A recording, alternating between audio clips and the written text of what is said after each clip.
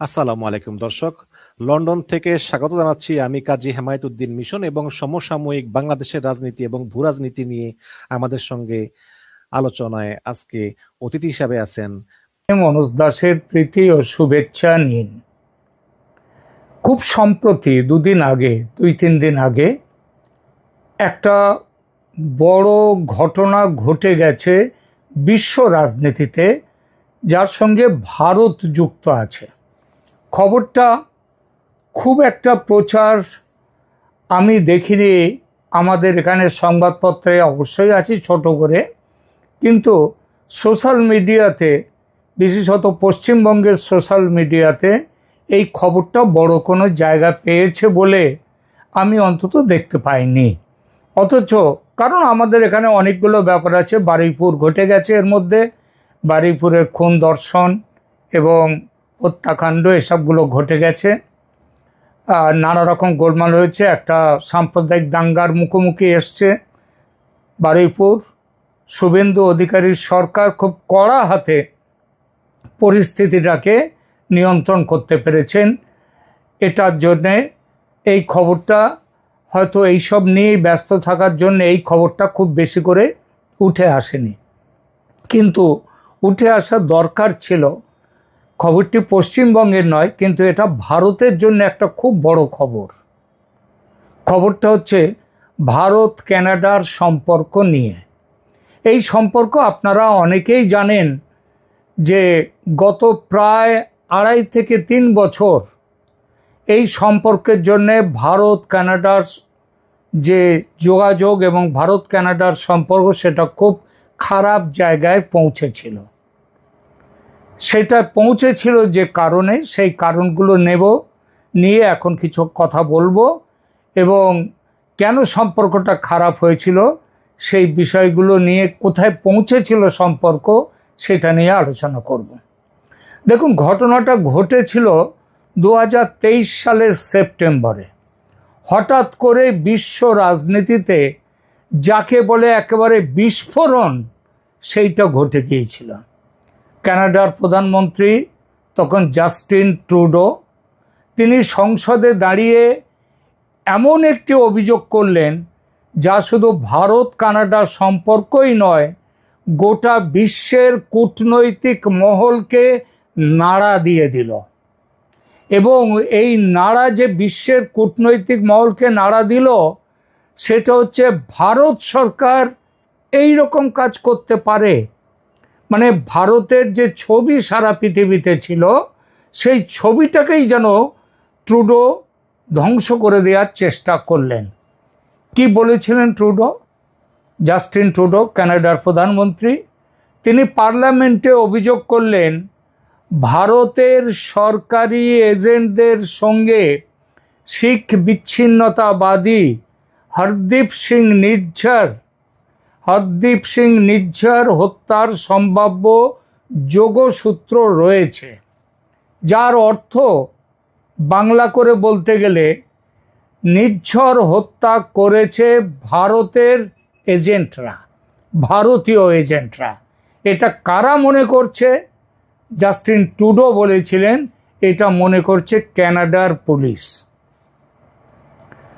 ভারত সঙ্গে সঙ্গে অভিযোগ অস্বীকার করেছিল, কারণ এই অভিযোগটা একটা রাষ্ট্র, তারা পাকিস্তান সম্পর্কে বলা হয় যে পাকিস্তান সন্ত্রাসবাদীদের নিয়ে ভারতে কী সব কাজকর্ম করছে সেগুলো বলা হয়, কিন্তু পশ্চিমী দুনিয়ায় ভারতের পরিচয় শান্তিপ্রিয় একটি দেশ হিসেবে। সেই দেশ যারা আন্তর্জাতিক রীতিনীতি মেনে চলে, এমন একটি দেশ, তারা কানাডাতে শিখ উগ্রপন্থী নিজ্ঝরের হত্যাকাণ্ডে জড়িত। এই খবর কে দিচ্ছে? এটা কোনো সোশ্যাল মিডিয়া দিচ্ছে না, এটা কানাডার প্রধানমন্ত্রী সেখানকার পার্লামেন্টে দাঁড়িয়ে এই কথা বলেছেন। ভারত সঙ্গে সঙ্গে অভিযোগ অস্বীকার করলো, কড়া অবস্থান নিল ভারত, বলল কোনো প্রমাণ হাতে না নিয়ে এত বড় অভিযোগ তোলা ভারতের শত্রুতা করা। কানাডা পরিষ্কারভাবে ভারতের শত্রুতা করছে। ভারত বলল যে প্রমাণ থাকলে শেয়ার করা হোক, কি প্রমাণ আছে ভারতের সঙ্গে, ভারত তার জবাব দেবে। আর প্রমাণ হাতে না নিয়ে এমন এক অভিযোগ করা হলো, তার মানে হচ্ছে ভারতের বিরোধিতা করা। ভারত তার বক্তব্য প্রত্যাহার করুক। জাস্টিন ট্রুডো কোনোটাই করলেন না। ফলত ঘটনার প্রভাব পড়ল দু দেশের সম্পর্কে। তার আগে কিন্তু কানাডা ভারতের মিত্র, খুব মিত্র দেশ। সেই দেশের সাথে সম্পর্ক খারাপ কিভাবে হলো? কূটনীতিক বহিষ্কার শুরু হলো দুই তরফ। ভারতও করলো,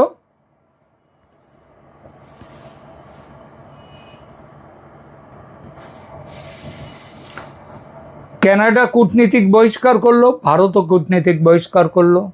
ভিসা বন্ধ করলো দুই দেশ। দুই দেশের সম্পর্ক প্রায় তলানিতে পৌঁছে গেল। এমনকি গত 2024-এ ভারতে সারা পৃথিবীর সমস্ত নেতৃত্বরা তারা যখন ভারতে এলেন বৈঠকে, G20, সেই বৈঠকে জাস্টিন ট্রুডোকে ভারতের প্রধানমন্ত্রী নরেন্দ্র মোদী তিনি যেভাবে তাকে অভ্যর্থনা জানালেন, সেই অভ্যর্থনা ছিল শীতল অভ্যর্থনা। কিন্তু আজকে মাত্র কয়েক বছরের মধ্যেই, 3 বছরের মধ্যেই সেই কানাডাই আজ কেন ভারতের সঙ্গে সম্পর্ক স্বাভাবিক করতে চাইছে?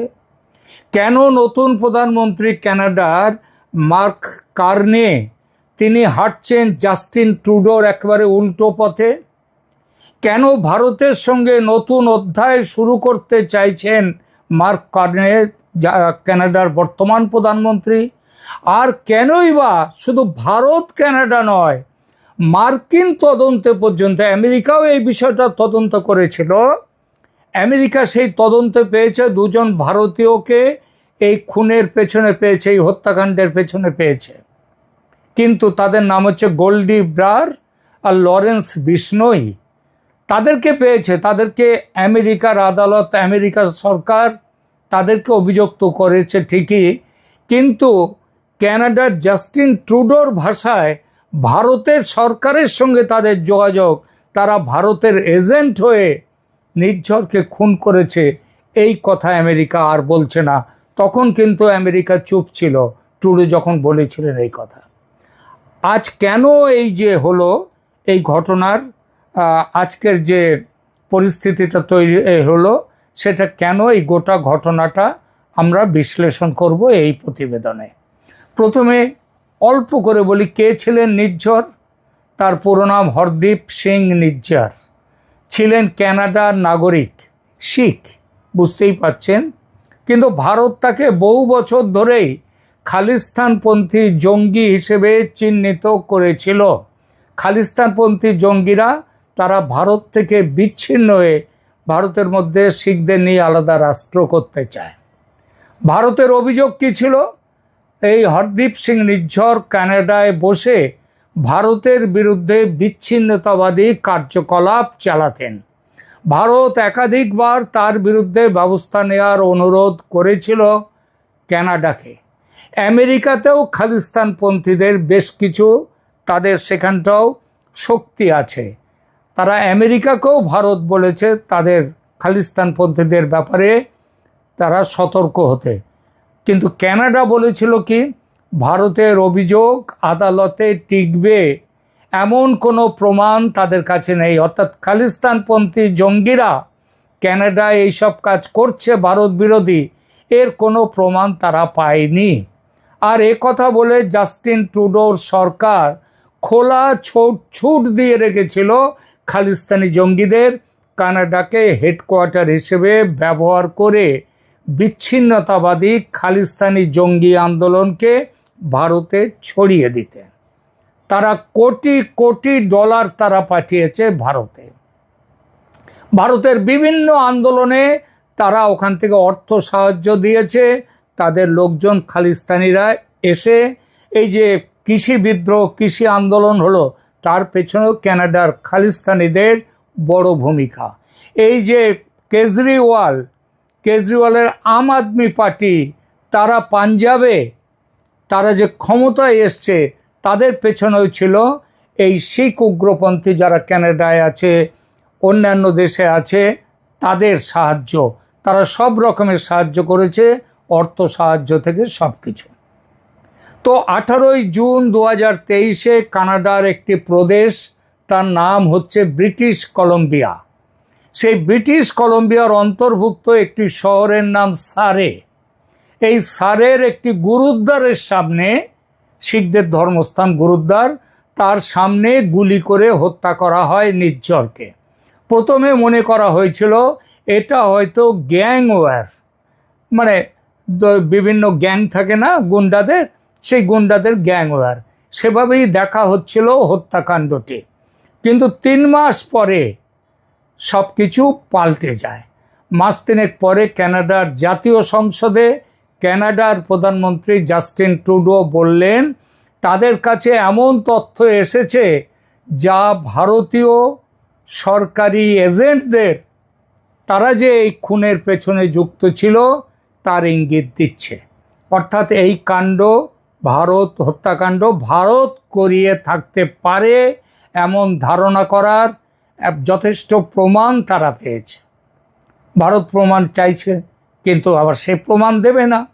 এটা ঠিকই যে ট্রুডো নিশ্চিতভাবে বলেননি ভারত করেছে, কিন্তু তিনি বলেছেন credible allegations of A potential link, অর্থাৎ ভারতের সংযোগের একটা ক্রেডিবল অ্যালিগেশনস, বিশ্বাসযোগ্য অভিযোগ পাওয়া যাচ্ছে। অর্থাৎ সম্ভাব্য যোগসূত্রের বিশ্বাসযোগ্য অভিযোগ কানাডা পেয়েছে। কিন্তু মনে রাখতে হবে, সংসদে দাঁড়িয়ে একটি দেশের সরকার প্রধানের মুখ থেকে আরেকটি দেশ সম্পর্কে এমন কথা বেরিয়ে আসা কম গুরুত্বপূর্ণ নয়। এটা খুব বড় অভিযোগ, কারণ সংসদ কোনো চায়ের দোকান নয় যে যা খুশি বলে দেয়া যায়। ফলে এখান থেকেই শুরু হয় ভারত ও কানাডার মধ্যে এক অভূতপূর্ব কূটনৈতিক সংঘাত। ভারত বলেছিল, ভারতের বক্তব্য খুব পরিষ্কার ছিল, প্রমাণ থাকলে আপনাদের হাতে দিন, আমরা তার উত্তর দেব। শুধু অভিযোগ নয়, অভিযোগ করলে চলবে না, এভিডেন্স চাই। তারপর যা ঘটলো আগেই বলেছি, 2 দেশ কূটনীতিক বহিষ্কার করলো, বাণিজ্যিক আলোচনা থমকে গেল, ভিসা পরিষেবা সীমিত হয়ে গেল। G20-র সময় ট্রুডো এসেছিলেন ভারতে এবং সম্পর্ক আরও এগোতে পারত, কিন্তু এগোলো না তো বটেই, বরং আরও ভেঙে পড়ল। খুব স্বাভাবিকভাবেই একটা প্রশ্ন ওঠে এখানে, ট্রুডো কেন এত বড় ঝুঁকি নিলেন? এই প্রশ্নটা সবচেয়ে গুরুত্বপূর্ণ। কানাডার রাজনীতিতে শিখ সম্প্রদায়ের একটা খুব বড় প্রভাব রয়েছে, বিশেষ করে ব্রিটিশ কলম্বিয়া এবং অন্টারিও, এই দুটো প্রদেশে এই প্রভাব খুব বেশি। আর সংসদে ছিল ট্রুডোর সংখ্যালঘু সরকার, সংখ্যাগরিষ্ঠ সরকার ছিল না ট্রুডোর সরকার। সংসদে টিকে থাকতে বিভিন্ন রাজনৈতিক সমীকরণের ওপর নির্ভরশীল ছিলেন জাস্টিস ট্রুডো। তার সরকার টিকে ছিল শিখদের ভোটের ওপর। আগেই বলেছি, জাস্টিন ট্রুডোর সরকার ছিল সংখ্যালঘু। সংসদে টিকে থাকার জন্য তাকে যে দলটির উপরে নির্ভর করতে হতো, সেই দলটির নাম নিউ ডেমোক্রেটিক পার্টি বা এনডিপি।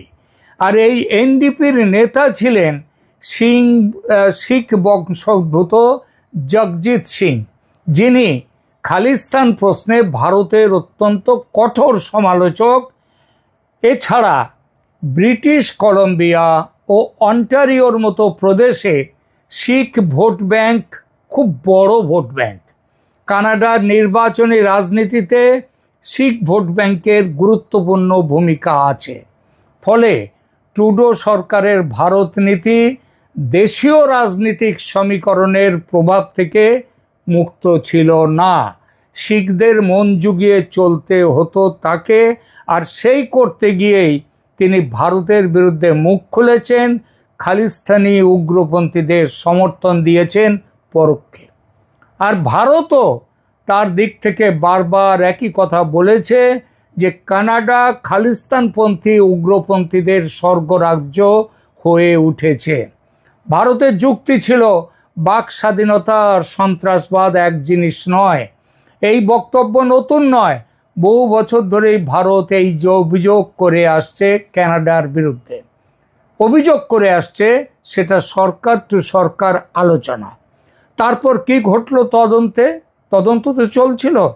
2024 সালে কয়েকজন ভারতীয় বংশোদ্ভূত ব্যক্তিকে গ্রেপ্তার করা হয় কানাডাতে। তদন্ত চলতে থাকে, সারা বিশ্ব অপেক্ষা করতে থাকে ভারত সরকারের বিরুদ্ধে এবার নিশ্চয়ই কোনো প্রমাণ বেরিয়ে আসবে। 3 বছর কাটলো, কোনো প্রমাণ এলো না। সম্প্রতি এই 2026 সালে কদিন আগে এলো এই ঘটনার সবচেয়ে বড় মোড়। মার্কিন বিচার বিভাগ তারাও কিন্তু এই ঘটনাকে গুরুত্ব দিয়ে আলোচনা করেছে, তদন্ত করেছে। মার্কিন প্রচার বিভাগ লরেন্স বিশনয় ও গোল্ডেন ব্রার সমেত একটি আন্তর্দেশীয় ইন্টারকন্টিনেন্টাল একটা অপরাধ চক্রের বিরুদ্ধে এই অভিযোগ এনেছে যে তারা নির্ঝর হত্যাকাণ্ডের পরিকল্পনা করেছিল। কিন্তু আমেরিকা এটাও বলেছে এই অভিযোগের মধ্যে ভারত সরকারের কোনো ভূমিকা নেই, ভারত সরকারের বিরুদ্ধে তারা কোনো অভিযোগ আনেনি। যেটা বলা হয়েছে সেটা ইঙ্গিত দেয় এটা গ্যাংওয়ার, একটা বিশুদ্ধ গ্যাংওয়ার, এবং ভারত সরকারের কোনো ভূমিকা নেই সেখানে। এখানে মুক্তিপণ নিয়ে কথা উঠেছে, গ্যাং লড়াই নিয়ে কথা ছিল। এদিকে একই সঙ্গে কানাডার আমেরিকার সেখান থেকে দপ্তর থেকে বলা হলো, সরকার থেকে, আবার কানাডার পুলিশ প্রধান তারাও বললেন যে বর্তমানে ভারত সরকারের সঙ্গে এই অপরাধের যোগসূত্র প্রমাণ করার মতো কোনো প্রমাণ তাদের হাতে নেই। তারা তাদের তদন্তে ভারত সরকারের কোনো প্রমাণ, যোগাযোগের কোনো প্রমাণ পায়নি। এটা ভারতের কিছু অপরাধী, তারা কানাডার অপরাধে, কানাডাতেও তাদের চক্র আছে, তাদের মধ্যে লড়াই। আজ এইখানে ঘটনাটি যে এসে পৌঁছেছে তার পেছনে আন্তর্জাতিক কূটনীতি ও কানাডার দেশীয় রাজনীতির একটা বড় ভূমিকা আছে। জাস্টিন ট্রুডো সরকারের পতন হয়েছে, কানাডার প্রধানমন্ত্রী হয়েছেন মার্ক কার্নে খুব দ্রুত বুঝতে পেরেছেন ভারতকে দূরে রেখে ইন্দো প্যাসিফিক নীতি এগোনো কঠিন। ভারত বিশ্বের দ্রুততম বর্ধনশীল বড় অর্থনীতিগুলোর একটি। ক্রিটিক্যাল মিনারেলস, প্রযুক্তি, শিক্ষা, সরবরাহ শৃঙ্খল সব ক্ষেত্রেই ভারতের গুরুত্ব আজ থেকে কয়েক বছর আগেও যা ছিল তার থেকে বহু গুণ বেড়েছে। ফলে তিনি মুখোমুখি সংঘাতের বদলে প্র্যাগম্যাটিক এনগেজমেন্ট যাকে বলে, বাস্তববাদী সম্পর্ক তৈরি, সেই পথে হেঁটেছেন। তিনি নজর দিয়েছেন কোর্স কারেকশনের দিকে, ভারতের সাথে সম্পর্কের উন্নতি। এই কোর্স কারেকশন কিভাবে হলো? প্রথম পদক্ষেপ হচ্ছে কানাডা সরকার, কানাডাতে যে খালিস্তানপন্থী উগ্রপন্থীরা রয়েছে তাদের ওপর তারা সেই যাকে বলে হাত শক্ত করেছে, তাদের ওপরে তীক্ষ্ণ নজর রেখেছে। বেশ কিছু খালিস্তানি উগ্রপন্থীকে তারা গ্রেপ্তার করেছে এবং তারা ওই উগ্রপন্থী শিখ যে ভোট ব্যাংক, সেই ভোট ব্যাংকের দিকে তারা তাকাচ্ছে না। এছাড়া ভারতের সঙ্গে উচ্চ পর্যায়ের সংলাপ পুনরায় শুরু করেছেন তিনি।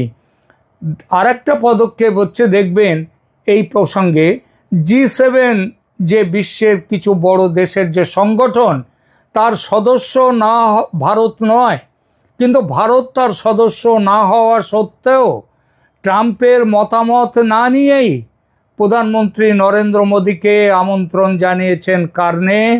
জানিয়েছিলেন G7 বৈঠকে গত বছর। মনে রাখবেন অপারেশন সিন্দুর নিয়ে তখন কিন্তু ট্রাম্প এবং মোদির মন কষাকষি চলছিল চূড়ান্ত পর্যায়ে।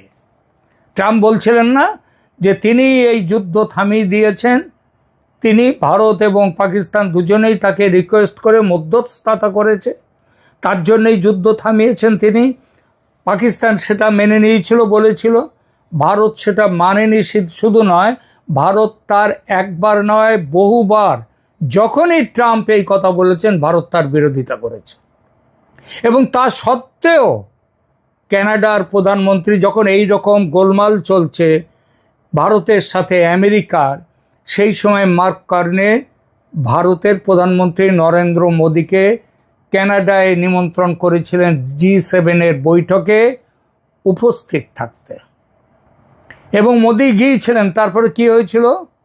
মোদির যাওয়ার ঠিক আগে, আপনাদের হয়তো মনে আছে, মোদি যাওয়ার ঠিক আগে ট্রাম্প তখন ইরানে বোমা ফেলবেন বলে ট্রাম্প বলেছিলেন, তার মোদি যেদিন পৌঁছবেন ঠিক তার আগেই ট্রাম্প বেরিয়ে চলে এসেছিলেন কানাডা থেকে, তিনি ওয়াশিংটনে চলে এসেছিলেন এবং মোদিকে ফোন করে বলেছিলেন যে ফিরে যাওয়ার আগে যেন একবার আমেরিকায় এসে তার সঙ্গে দেখা করেন। মোদি তার অনুরোধ করেছিলেন, মোদি অনুরোধ রাখেননি।